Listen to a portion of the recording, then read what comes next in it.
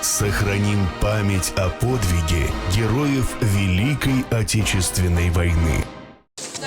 Я участвовал в курских событиях. Курская битва. Курская битва в составе 60-я, гвардейская, стрелковая дивизия.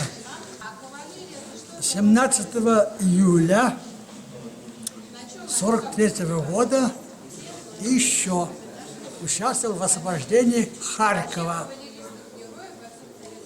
57-я армия,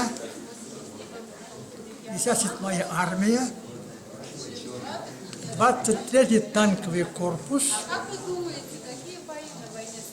56-я мотострелковая бригада,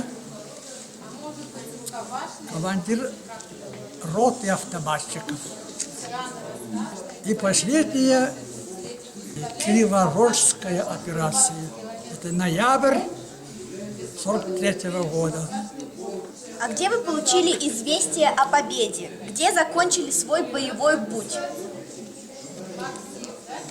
Я демобилизовался в 1958 году.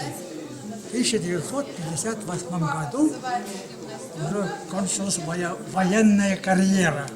Я в 1945 году работал помощником лесничего в Татарстане, в Шугуровском районе, деревня Каркали. И вот 9 мая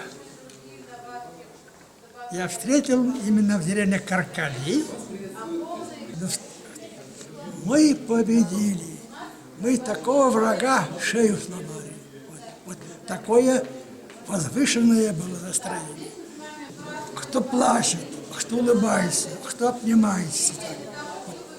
Вот такое радостно возвышенное, горское,